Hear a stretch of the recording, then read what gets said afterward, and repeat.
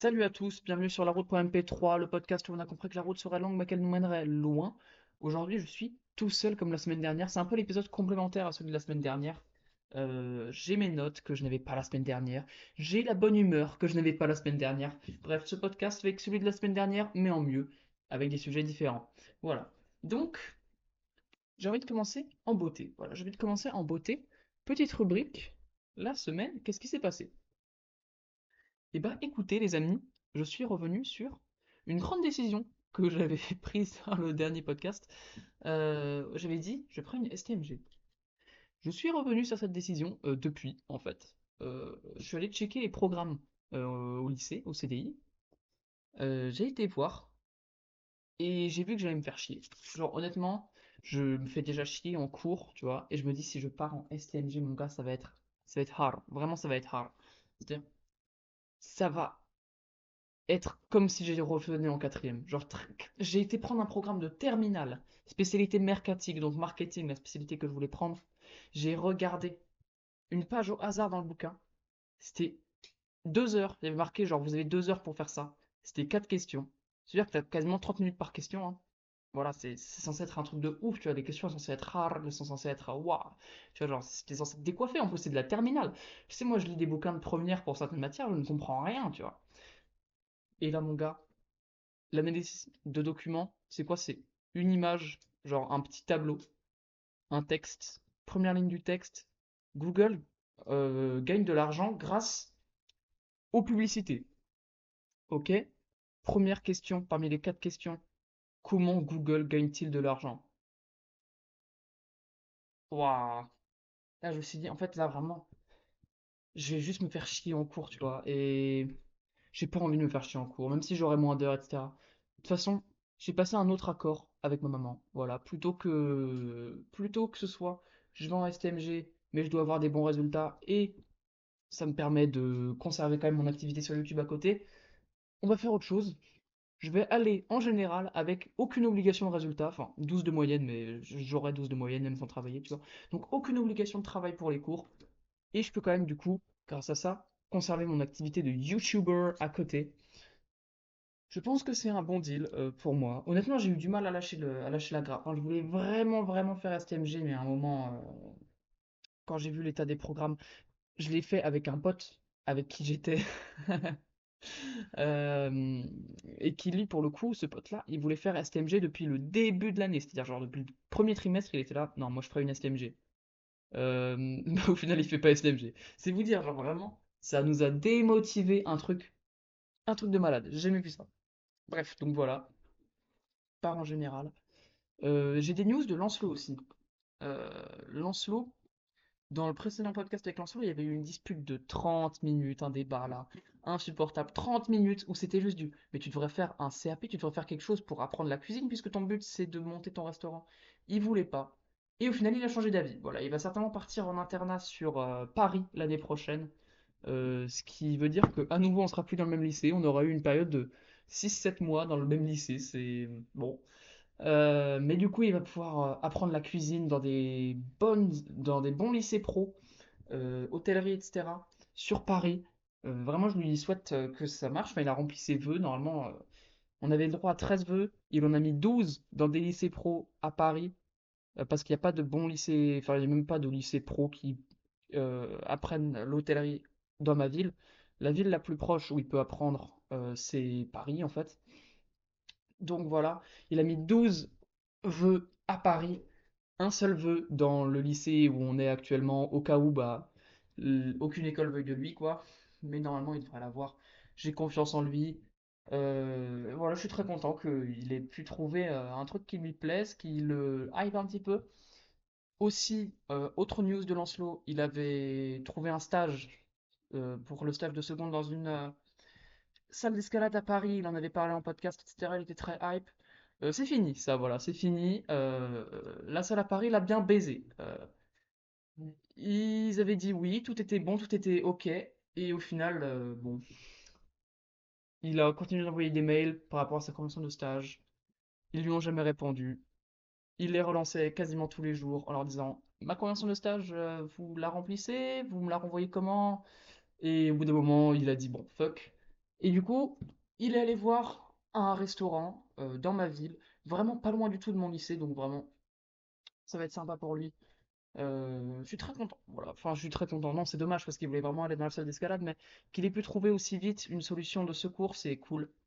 Et ça montre que c'est un mec qui se débrouillera toujours de manière générale dans la vie. Et je pense que c'est la plus grande qualité qu'on puisse avoir, d'être capable de toujours se débrouiller. Euh, Si tu sais pas faire de vidéo, mais que tu sais toujours te débrouiller, c'est pas grave. Si tu sais pas faire de jeux vidéo, mais que tu sais toujours te débrouiller, que t'es un peu une âme de bricoleur, tu vois. C'est vraiment, je pense qu'on peut le définir comme ça, une âme de bricoleur, de bidouilleur. Si t'as ça, tu seras jamais vraiment complètement à 100% dans la merde. Voilà. Donc, c'était les petites news de la semaine pour moi et pour Lancelot. Voilà, je m'exprime en son nom. Je pense qu'il ne m'en tiendra pas rigueur. S'il m'en tient rigueur, voilà, si Lancelot, tu regardes ce podcast et que tu m'en tiens rigueur, sache que je m'en bats allègrement les couilles et tu peux aller manger ton caca. Voilà. Prochain sujet. J'aimerais parler de jeux vidéo. Et oui, puisque c'est le thème de ma prochaine vidéo sur l'As de pique. Vous savez, l'As de pique, voilà, le nouveau sujet de la chaîne, en gros, c'est les jeux vidéo indépendants. La prochaine vidéo ne sera pas exclusivement du jeu vidéo indépendant. Je vais vraiment faire une transition lente. Je pense que d'ici deux vidéos, ce sera complètement du jeu vidéo indépendant. Mais pour l'instant, on va mixer les deux. J'ai quand même envie de parler de jeux vidéo indépendants pour tâter le terrain, en fait. Mais il y aura surtout des jeux vidéo. J'ai complètement changé l'idée de ce que voulait être de ce qu'allait être ma vidéo. J'ai changé un tout petit peu le titre, changé un tout petit peu la miniature, mais j'ai changé à 100%, enfin pas à 100% en fait, j'ai vraiment beaucoup changé le plan et le contenu. À la base, moi, ce que je voulais faire, c'était le dev perso dans les jeux vidéo. C'était censé être le sujet de la vidéo. C'était censé être comment les jeux vidéo peuvent nous aider dans notre dev perso. Et j'arrivais pas à l'écrire, cette putain de vidéo. J'arrivais pas à l'écrire. C'est-à-dire que quand je me retrouvais devant l'ordi, j'arrivais pas à formuler, ça me plaisait pas, je me disais non, ça va encore être de la merde. En fait, depuis que j'ai écrit en entier les deux technologies d'animé, trop sous-côté, je n'ai plus confiance en mon écriture. Plus aucune confiance. Alors que depuis, j'ai eu deux trucs que je trouve que l'écriture est pas trop mal. À Hollywood, l'écriture était pas trop mal, j'aurais pu faire mieux. Notamment en raccourcissant la partie sur la création de Hollywood, parce qu'on s'en bat les couilles, les gens ils en ont rien à foutre. Les gens ils en ont rien à foutre. Euh, mais, et puis la vidéo sur Undertale, j'ai trouvé vraiment pas mal non plus niveau écriture, mais il n'empêche que j'ai perdu beaucoup, beaucoup, beaucoup confiance en moi niveau écriture avec les deux technologies d'anime à ne pas suivre, parce que les deux à ne pas suivre, non, beaucoup trop sous-côté justement, à suivre, à suivre. Et parce que c'était un flop, et que en vrai c'était de la merde, genre j'étais trop fier. J'ai fait relire par Tom Henny, le mec qui était un peu le Antoine Blanco de Fixe ton mur. Parce qu'on se parlait un petit peu, d'ailleurs, je sais pas trop comment il. Je sais pas trop ce qu'il devient en fait. On se parlait pas mal à un moment, hein, vraiment, bah voilà, je lui avais fait corriger un peu mon texte en vocal et tout. Il était là en mode ouais, c'est archi lourd, mec, vraiment trop bien.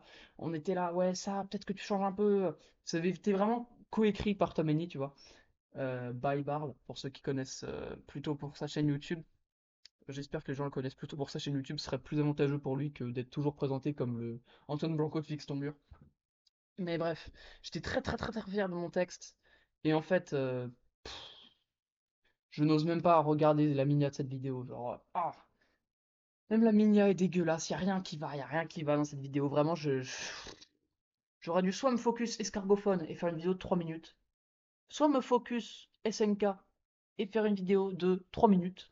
Mais en aucun cas, j'aurais dû faire une vidéo de 9 minutes sur les deux en même temps, puisque ça n'a rien à voir. En plus, j'ai pas pris vraiment de plaisir à faire cette vidéo parce que le sujet, on s'en battait les reins, enfin voilà. Donc, depuis la vidéo sur les technologies d'animé, grosse perte de confiance euh, niveau de mon écriture.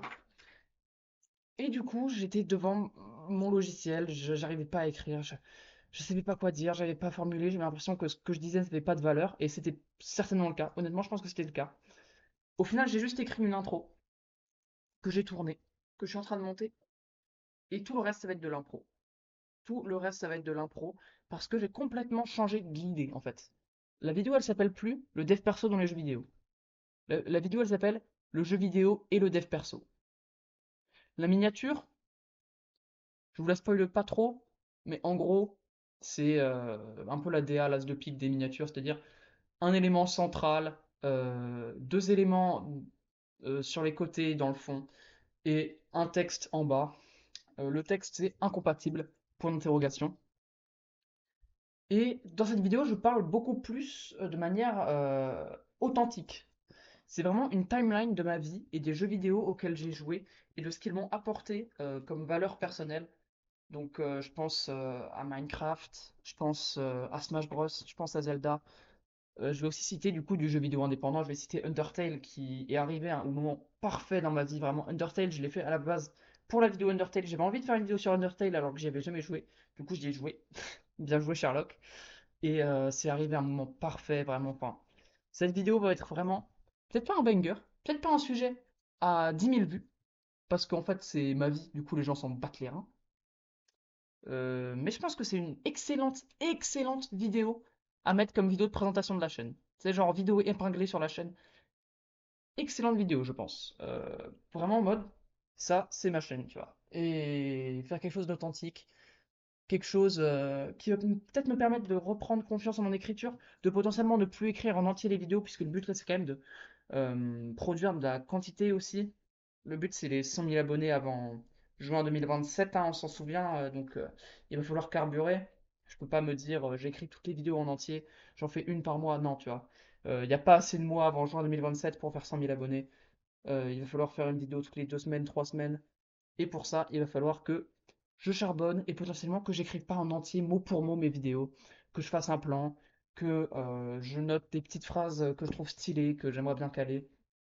Et j'aimerais bien aussi, même à travers mes vidéos qui parleront pas de dev perso, qui seront pas en mode le jeu vidéo et le dev perso, mais qui seront plutôt des vidéos sur le jeu vidéo indépendant normal, j'ai envie de transmettre un message positif qui motive les gens et qui leur donne envie de créer leur propre jeu vidéo, les frères, parce que vraiment, je suis en train de le faire un petit peu avec Mokis.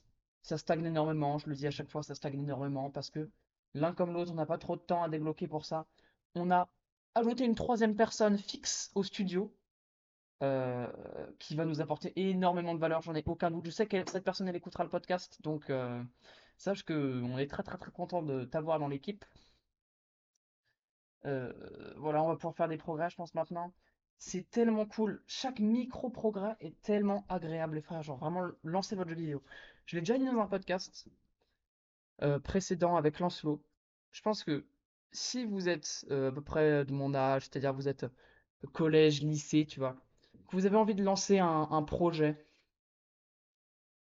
enfin, lancer un projet, en fait, on peut pas avoir envie de lancer un projet. On a un projet, tu vois. Mais on va dire si vous êtes là, que vous avez un peu envie de sortir du système, que vous n'avez pas juste envie de faire des études, etc., que vous êtes un peu en mode vous en battez les couilles de ça, ce que je comprends tout à fait, je suis totalement là-dedans aussi. Beaucoup, beaucoup, beaucoup de gens sur Internet vont vous dire que le meilleur truc à faire, c'est de lancer une chaîne YouTube parce que voilà, c'est ce qui rapporte le plus. Et je n'ai aucun doute sur le fait que lancer une chaîne YouTube soit extrêmement rentable au long terme. Parce que avoir plein de gens qui te connaissent, c'est extrêmement rentable pour faire de l'argent. Ok? Maintenant, c'est pas pour tout le monde, faire des vidéos sur YouTube. Faire des vidéos sur YouTube, comme je l'ai dit dans la vidéo, bah, là, juste à l'instant, quand je parle de la vidéo de Hollywood, ça veut dire que t'as une impulsion créative, on s'en bat les couilles. Si ça intéresse pas les gens, ça les intéresse pas. Ma partie où je parle de Hollywood, moi, elle m'intéresse, les gens, ils s'en foutent. C'est moi qui dois changer, tu vois, c'est pas les gens.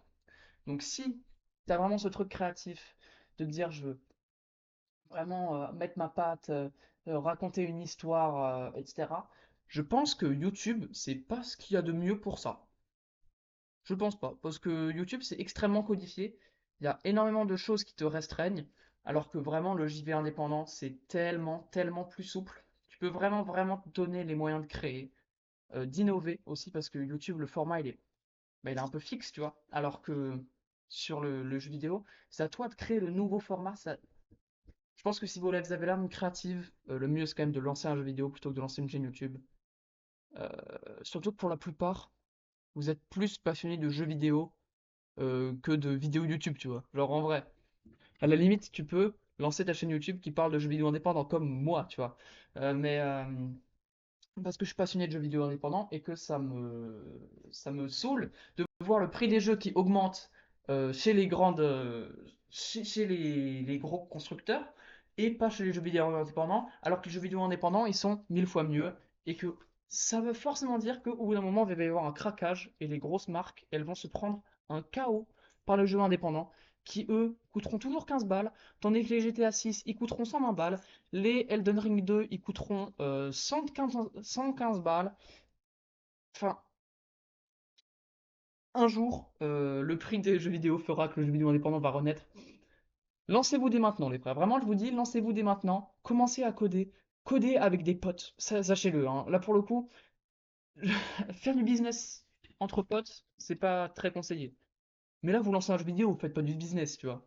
Genre, si vous le voyez tout de suite comme un business, vous allez vous foirer. Voyez ça vraiment comme une passion. Et dites-vous, ok, on va faire le meilleur jeu qu'on puisse faire. Il y a trop de gens, c'est le conseil que me donnent tous les gens. Ils disent, est-ce que votre projet il est pas un peu trop ambitieux? Est-ce que vous devriez pas faire un petit truc avant, voilà, être sûr, voilà, mécanique par mécanique, faire un seul petit jeu qui se condense sur une mécanique. Non, parce que justement notre but c'est pas d'en vivre, pas maintenant en tout cas. Donc pour l'instant, on veut juste faire un banger. On veut faire un banger. Notre but, c'est pas de lancer plein de petits jeux, être capable d'en vivre pour à côté pouvoir, avec l'argent des petits jeux, faire un gros jeu. Non, on est que entre nous, on n'a pas de charge. La charge, c'est l'électricité pour faire tourner le PC. Tu vois, ça devrait aller, ça devrait aller. On a l'argent quand même pour payer l'électricité. C'est même pas nous qui payons l'électricité, on est mineurs. Donc, c'est tellement mieux que lancer une chaîne YouTube. Si vous êtes vraiment un créatif, euh, euh, je ne m'estime pas comme un mec extrêmement créatif. Je pense que j'ai de la créativité comme tout le monde. Je pense pas que je sois cet artiste, ce mec qui dessine tout le temps, qui imagine tout le temps. Moi, ce que j'aime vraiment, ce pourquoi je suis vraiment créatif, c'est pour créer des histoires. Pour le coup, je crée des histoires en permanence. Quand j'avais 12 ans, je voulais créer un comics. J'ai toujours énormément d'idées qui me viennent pour ce comics.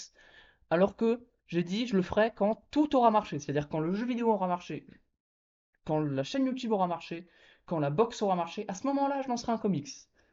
Et je vous jure que je le ferai. Parce que les trois trucs que je viens de citer vont marcher. Mais je ne ferai pas les dessins, par exemple. Et c'est ça qui est cool de le faire entre potes. C'est, vous êtes entre potes, chacun a ses compétences.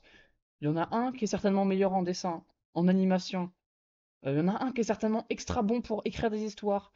Il y en a un qui est peut-être super bon pour créer des mécaniques, réfléchir à comment les implémenter, comment les pas les rendre cheatés, comment bien créer un jeu. Pour le coup, vraiment, ça, c'est ce que j'appelle créer un jeu, hein. C'est créer des mécaniques, voir comment les implanter, créer des ennemis, voilà. Créer l'environnement qui va entourer le joueur et créer le joueur en lui-même. T'en as peut-être un qui est super bon pour faire de la musique. Et si vous vous mettez à 2, 3, 4, 5, vous arriverez à faire un jeu dont vous pourrez tous être fiers, tu vois. Et au final, c'est ça le but. C'est ça le but, c'est de faire un truc dont vous pourrez être fier. C'est d'avoir un projet et de voir quelque chose, enfin, de voir les choses qui avancent dans ce projet. C'est ça qui est beau, c'est ça qu'on aime. Voilà. Donc, les gars, n'hésitez pas, lancez votre jeu. Parce que les jeux indés, ça va péter très très vite. Là, je pense que le moment où ça va le plus péter, ça va être après la sortie de GTA 6. Les gens, ils auront fini GTA 6 au bout de, allez, 6 mois. Au bout de 6 mois, ils se lasseront un peu, ça y est, ils auront fait beaucoup de choses.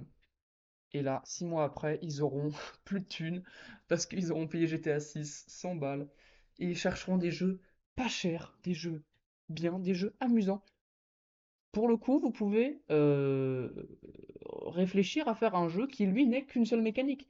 Nous, avec mes potes, on va faire un jeu qui a plein de mécaniques différentes. C'est un jeu extra complet qui pourrait être fait par une équipe entière. Vous pouvez faire un jeu qui n'a qu'une seule mécanique. Si la mécanique est bien, il marchera. Faut juste avoir une idée. Faut juste être créatif. Faut juste think outside the box.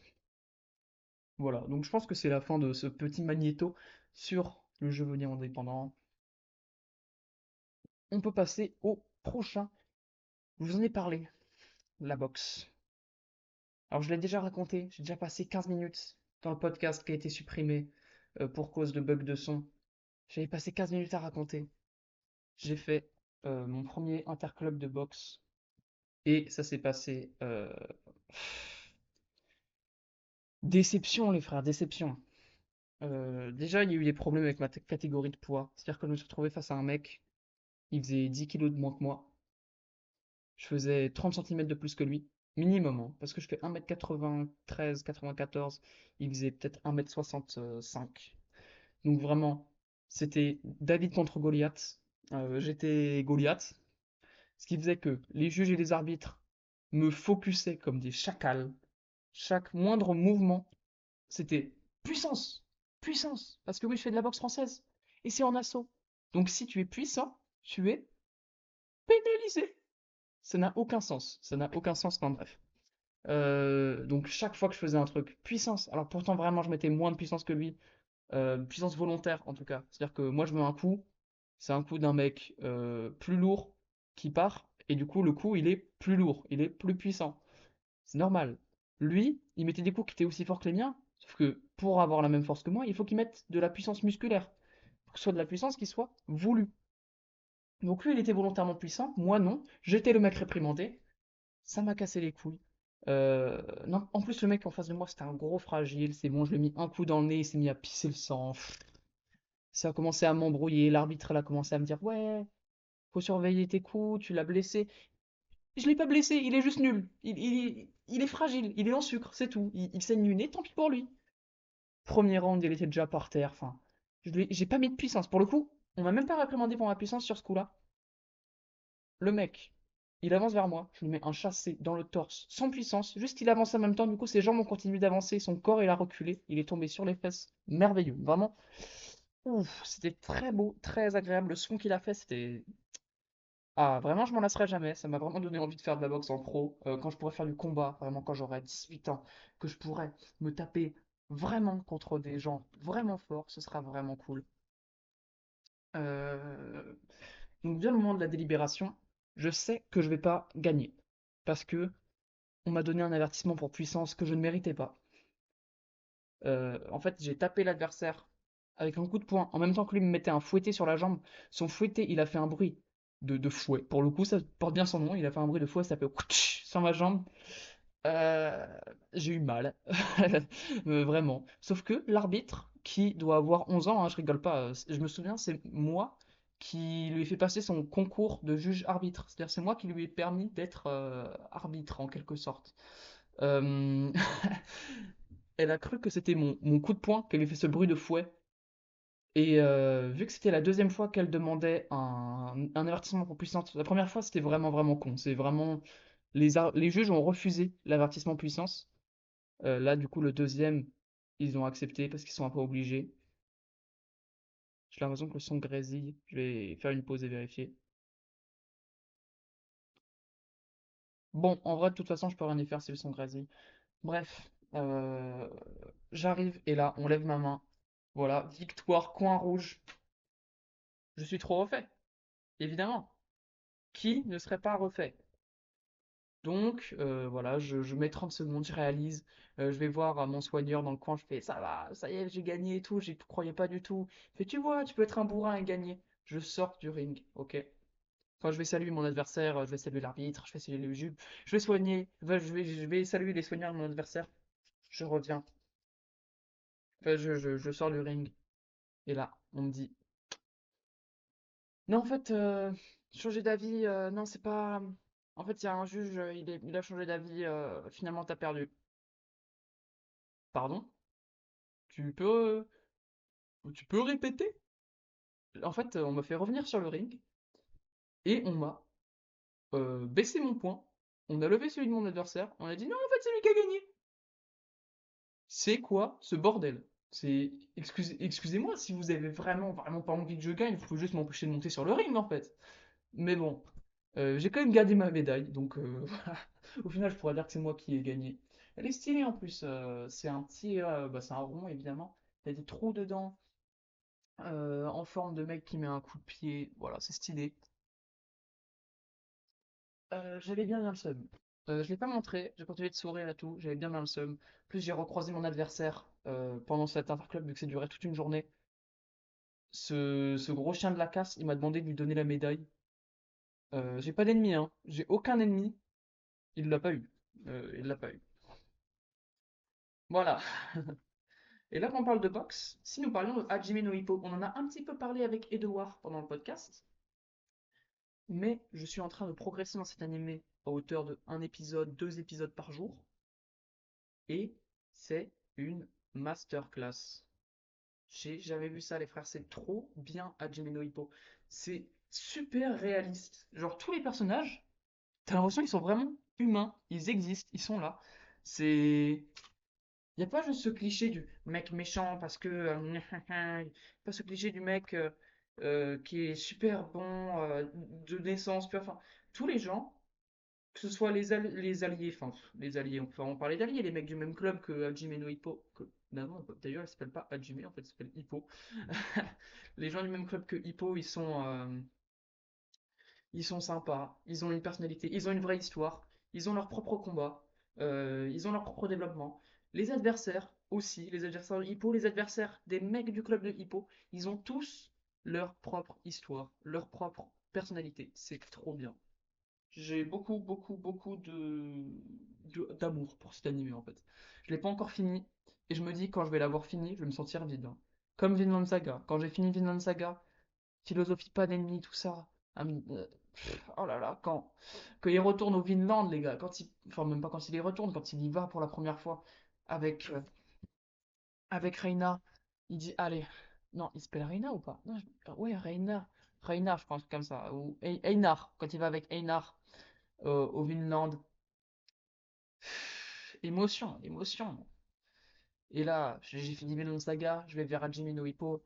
Bah. Quand ça va être fini, je sais pas ce que je vais regarder, hein, parce que Vagabond, faut que je le regarde, mais je préférerais le lire, honnêtement, vu la qualité de l'animation par rapport à la qualité du dessin. Ce serait comme se contenter de Berserk 2016. Parce que oui, honnêtement, se contenter de Berserk édition 1998, enfin ouais, 1998, c'est très bien, vraiment. L'animation est peut-être un peu 2D, un peu vieille, un peu début de One Piece, mais elle représente tellement bien l'univers. Effectivement, c'est moins bien que les dessins de Kentaro Miura, pardon. Mais il y a vraiment une patte que j'aime bien. Alors que bon, l'animé Vagabond, il est hard quand même. Donc peut-être que je vais juste lire Vagabond. Mais le problème, c'est que je sais que si je regarde un épisode, c'est facile de pas regarder le prochain, tu vois. Surtout sur le site auquel je regarde, parce que c'est pas un site avec des pubs ou quoi que ce soit. Je regarde, tu sais, c'est pas un site payant, je regarde un peu sur un site illégal. Donc, il n'y a pas ce truc en mode, allez, next épisode, ça commence à passer un peu tout seul. Non, c'est ultra lent, c'est ultra chiant, le site il est mal codé, il faut que j'appuie 3 fois sur épisode suivant pour aller à l'épisode suivant. En gros, si je regarde un épisode, je regarde un épisode. Alors que si je lis un chapitre, je vais en lire un, 2, 3, 4, 12, 27, et je vais avoir fini Vagabond en 2 semaines. Que voulez-vous? Que voulez-vous, les amis? C'est comme ça. Je suis un addict par nature. Hajime no Ippo, quel banger. Voilà, sinon, retour en arrière sur l'année. Je l'avais marqué sur mes notes. Euh, Qu'est-ce que j'ai fait cette année? On arrive à plus des 2 tiers de l'année, là. On est dans le 5e mois de l'année, donc bientôt on arrive à la moitié en fait. Eh ben, j'ai pas l'impression d'avoir fait grand-chose. J'ai beaucoup aiguisé ma hache. Euh, pour ceux qui savent, c'était une citation, je ne sais plus qui, un américain, un président américain, je crois. Je sais plus si c'était George Washington ou un truc comme ça, mais il disait, si je devais couper un arbre en 6 heures, je passerais 4 heures à aiguiser ma hache. Et j'ai beaucoup aiguisé ma hache. J'ai beaucoup pris de temps ce début d'année pour établir un plan de ce que je vais faire. Établir un plan d'un plan de route en fait. Établir ouais, un plan. J'ai commencé à réfléchir sur le nombre de podcasts par semaine, comment faire les podcasts, comment optimiser, comment faire en sorte qu'il n'y ait pas de bug de son. Et là, la courbe de mon son que je regarde sur OBS me fait croire qu'il y a peut-être un bug de son en ce moment. On verra bien. Euh, j'ai pris du temps aussi pour mes relations. Voilà, pour passer un peu de temps avec mes potes, passer un peu de temps avec ma petite copine. parce que c'est vrai qu'on passait beaucoup moins de temps en ce moment, ensemble en ce moment, donc voilà, c'est très cool. Je passe un bon début d'année, mais c'est vrai que niveau projet, ça avance pas trop. Ça avance pas trop parce que je suis, comme je vous l'ai dit, à la phase où on met en place les plans pour qu'ensuite ça marche et que j'ai juste à suivre le putain de plan pendant 2 ans. Euh, je suis assez fier du plan que je suis en train de mettre là, c'est vraiment un guide de route, vraiment un GPS. C'est-à-dire, je sais où je vais maintenant. J'ai juste à suivre la direction plutôt que de juste travailler comme un malade et avancer un peu à tâtons. Là, j'établis mon plan et ensuite j'ai plus qu'à aller tout droit. Donc voilà, j'ai commencé à établir un rythme régulier pour les podcasts, commencer à réfléchir à une nouvelle manière d'écrire ma vidéo, commencer une nouvelle manière de les monter aussi. Voilà, des news par rapport à ça, c'est que je n'ai plus vraiment de monteur, enfin même plus du tout. Je vais monter mes vidéos moi-même à partir de maintenant. Le but, ça va être de créer une vraie DA à l'As de Pique pour que l'As de Pique ce soit une chaîne personnelle et qu'ensuite, quand j'ai vraiment de l'argent qui rentre grâce à l'As de Pique, je puisse payer un monteur cher et grâce à cela, pouvoir le plier un peu à cette DA. J'ai envie de pouvoir laisser s'exprimer plus ma créativité. Voilà. Quoi d'autre? Je vais faire beaucoup de shorts aussi sur l'As de Pique, c'est un truc que j'ai décidé, c'est un truc que je suis en train de mettre en place, une discipline pour les shorts, etc. Des moyens d'optimiser tout ça. Voilà, je suis en train de voir comment optimiser les 2 prochaines années pour qu'elles soient bah, des années de réussite, en fait, des années qui servent à quelque chose. On verra bien. Moi j'y crois. Moi j'y crois. Et j'espère que vous y croyez aussi, parce que ceux qui y croient aujourd'hui, sachez que je me souviendrai de vous. Le podcast d'aujourd'hui n'a pas été long, les amis. Il n'a pas été long parce que il n'est qu'un complément du précédent podcast. De plus, j'ai des choses à faire. J'ai du sport à faire. Mon dos est explosé. Voilà, bah, du coup, le podcast n'est pas terminé. J'ai une nouvelle chronique à faire. Mon dos est explosé. Depuis plus de 8 mois, mon dos est en compote. Je sais pas ce que je me suis fait, mais le soir, c'était dans un trampoline. Mon dos s'était plié en clic-clac vers l'arrière. Parce qu'en fait, mes jambes étaient montées au niveau de ma nuque, tu vois. Je sais pas si tu vois. Et du coup, c'était le bas de mon dos qui était vraiment plié en sandwich. Vraiment, imaginez vous couper du pain par la tranche, tu vois, sur le côté, et vous laissez un petit peu un petit peu de croûte, et du coup, il n'est pas complètement déchiré. Et bah, dites-vous, l'action pour casser le pain encore plus, pour vraiment casser la croûte, c'est le truc qu'a fait mon dos, c'est-à-dire se plier intégralement vers l'arrière en 2 parties bien distinctes. Et je me demande si je me suis pas genre coincé une vertèbre pendant ça ou un truc comme ça, parce que ça revient tous les 2 3 semaines, une période de 1 semaine où mon dos me fait souffrir. J'ai dû passer en fait mon, mon gant de boxe, qui est en gros mon grade. euh, c'est un peu comme les ceintures au judo en boxe française. C'est un examen qui arrive une fois par an, il faut pas le louper. Et ce jour-là, c'était un jour de mal de dos. Et quand je vous dis que j'ai pas pu marcher, c'est que en sortant de ma salle de boxe, je ne pouvais plus marcher. Je, je m'accrochais à ma maman ouais, en boitant jusqu'à la voiture. M'asseoir dans la voiture, c'était compliqué. Sortir de la voiture, c'était compliqué. J'ai dû demander à quelqu'un du club de boxe pour me faire mes lacets. Enfin, pour me faire et me défaire mes lacets parce que je ne pouvais plus me baisser. Mon dos était bloqué dans une position de douleur. C'était. Waouh, c'était hard. C'était hard. Euh, Mais j'ai quand même eu mon grade. Voilà, donc je suis passé gant vert. Puisque l'année dernière, j'avais pas pu passer mon gant, justement pour cause de blessure. Je devrais être gant rouge normalement, mais bon, je suis gant vert, c'est pas grave. Je l'ai quand même eu, mais voilà, mon dos me fait souffrir et j'ai décidé qu'il fallait que ça s'arrête, donc je fais moins de sport. Mais voilà, ça commence à aller un peu mieux. Faut que je m'y remette petit à petit pour pas choquer trop mon corps et que mon dos puisse s'habituer et le temps un peu de voir le truc venir. Donc faut que je fasse du sport. Faut que je fasse du sport qui engage un petit peu le dos, mais pas trop. Bien, faut pas que je me mette à faire des montées en L, par exemple, à la barre. Ça me nique le dos. Faut pas que je fasse trop de courses, parce que ça me nique le dos. Faut pas que je fasse trop de cordes à sauter. Je faisais beaucoup de cordes à sauter à un moment, et je pense que ça a contribué au fait de faire revenir ma balle de dos. C'est les chocs que ça met sur le bas du dos sont sont vraiment hard. C'est dommage parce que j'ai vraiment pris une discipline. J'en faisais tous les jours et tout. Tous les jours, je faisais mes 15-20 minutes de... Je sais plus comment on dit. Moi, je sais que je le fais, mais sans même penser au nom, en fait. C'est... Tu vas très vite avec la corde pendant 10 secondes. Ensuite, tu vas lentement, un petit peu, enfin lentement, tu vas normal. Ensuite, tu vas super vite avec la corde. Ensuite, lentement. Des fractionnés. Voilà, je faisais des fractionnés à la corde pendant 15-20 minutes. Euh, Je le fais plus, du coup, à cause de mon dos, parce que si je me mets à sauter, à courir, à mettre des chocs sur mon bas du dos, ça me baise. Mais voilà, je vais faire un petit peu de gainage Superman.